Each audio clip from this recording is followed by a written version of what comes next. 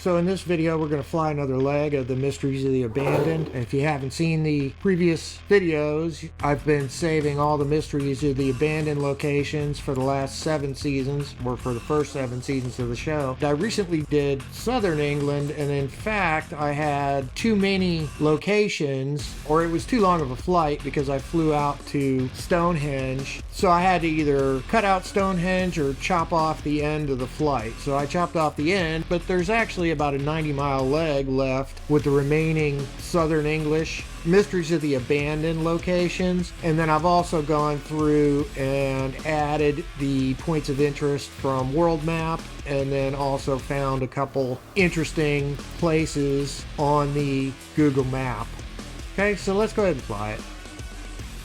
This one we're taking off from Lit Airport, and looks like we've got our first waypoint, the sound mirrors, right on practically the airport ground. So we'll hook a UE and see if we can find those. You can see by the waypoint number, that's Mysteries of the Abandoned location, Season 4, Episode 3, Segment 4. And there were actually also some sound mirrors farther up the coast as well that I happened to see in Google Maps. So we'll check those out as well. I didn't add a waypoint for them, but these are the ones that were in the Mysteries of the Abandoned show. These flights are free to fly for everyone, so just download them at simflightplan.com/downloads, load it up in World Map and fly it yourself.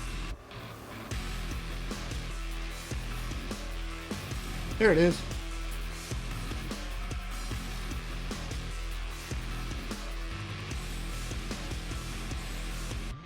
So there's the long one. See if we can spot the dish. There's the half moon one. You can see the shadow of the smaller one, it looks like. Okay, so those are the sound mirrors, and then off to the cliffs of Dover, where I think there's another sound mirror.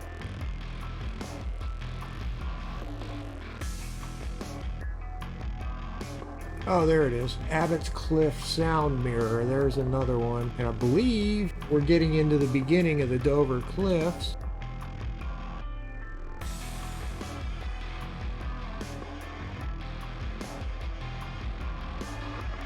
I would say that little crescent there is it, but it'd be pointing the wrong way. I think these sound mirrors were supposed to reflect the sound of aircraft engines coming across the channel. I don't see this one. And there's Dover Castle. I didn't put a push pin for it because it was so close to the point of interest already, but let's see, it should be right on a hill over town there. I think I see it. Well, there's Dover Castle. That's pretty cool.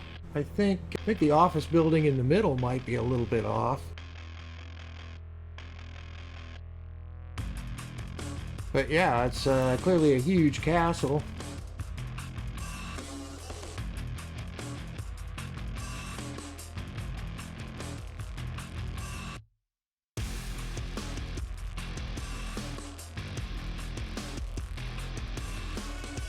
Oh, the Knights Templar are here. I found them. Who knew? So Dover Castle's pretty cool, unsurprisingly. And then these are the actual White Cliffs of Dover, the point of interest in World Map. And supposedly there's a lighthouse down here, but not had much luck with lighthouses, at least not in North America. We'll see if the UK is any better. I'm guessing not. I don't see a lighthouse. So that's Dover. And our next waypoint's Deal Castle, just outside of Dover, which is a Google Maps point of interest. I'm going to guess it's on the waterfront. Well, there's Walmer Castle and Gardens too. I don't remember that. We probably should check both of them. Yeah, there's Walmer Castle and Gardens first, which seems to be a movie location. I'm not familiar, but I think I see Deal Castle coming up. Pretty sure that's Deal Castle. So apparently in this part of England they like circular castles. Oh yeah, sure is. Looks like a wedding cake.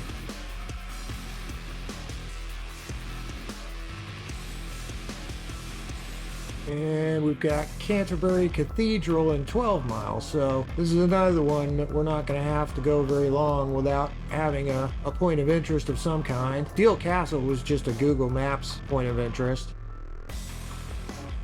I think Canterbury Cathedral is World Map point of interest. Yeah, it's a POI number, so that's World Map point of interest. There's Canterbury Cathedral.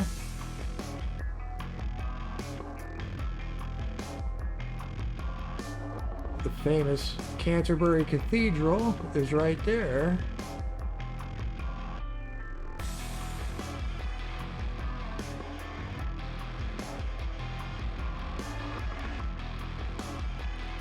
And St. Augustine's Abbey should be over on this side of town somewhere. Well, I guess we'll swing back around, see if we can find that.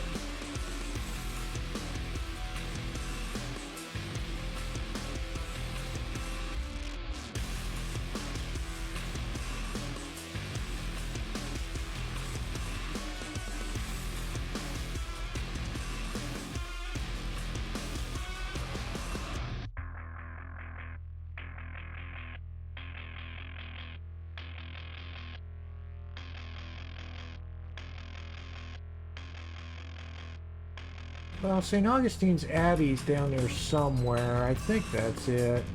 It's relatively small. There's the ruins there. Maybe that, I assume that's part of it.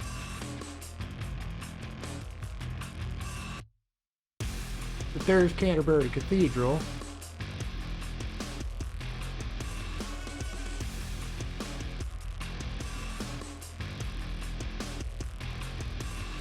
That's Leeds Castle.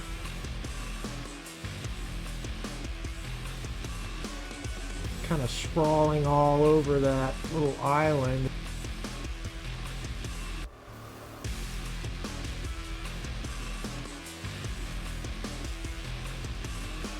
Oh, they have a maze.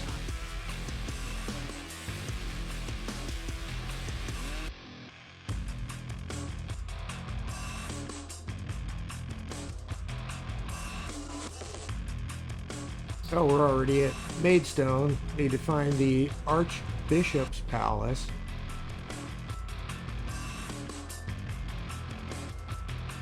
I guess it's this right here, next to the church, of course.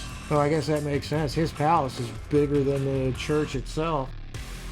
So that's the Maidstone Archbishop's Palace, and that's actually a world map point of interest. You can tell by the POI number.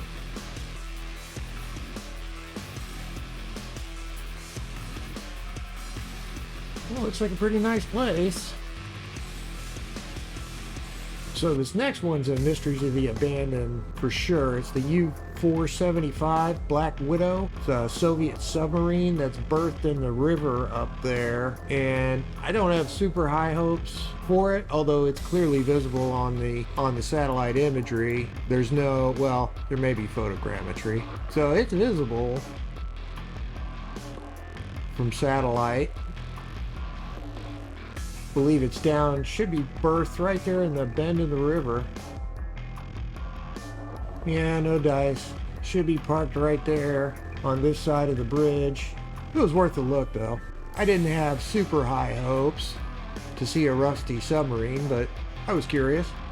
And actually the next one is the Red Sand Sea Fort, which I may end up taking off of the flight plan. I don't really expect to see anything out there. I didn't really see anything on the Google imagery, but you don't know if you don't look. So I'm gonna make the 19-mile jaunt out in the channel, I guess, to see if there's anything there. I have my doubts. Looks like some kind of bulk loading terminal there. Port Victoria Station, probably.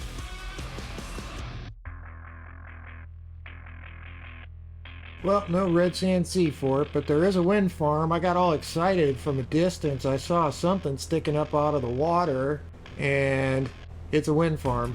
Where the Red Sand Sea Fort is supposed to be is nothing but empty ocean and the Principality of Sealand. I saw something about that. I think that's a eccentric person or family that bought one of the platforms out here, you know, maybe one of the gunning platforms similar to the Red Sand Seaport, and then they declared themselves sovereign, I think. But I'll probably go ahead and take the Red Sand Seaport pushpin off the flight plan. I flew out here so you don't have to. You're welcome.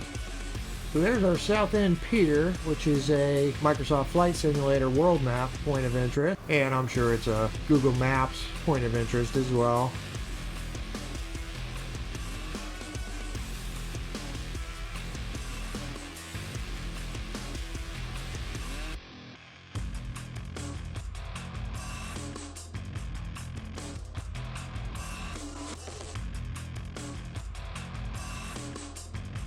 Alright, so that's the South End Pier at Southend-on-Sea. It is a world map point of interest and almost certainly a Google Maps point of interest as well. Yeah, there's our pin. And the next waypoint is London Southend Airport, 2 miles, so just need to spot the runway. I'm not sure. I think we're perpendicular to it if I remember correctly. Yeah, we're coming in on 05, yeah.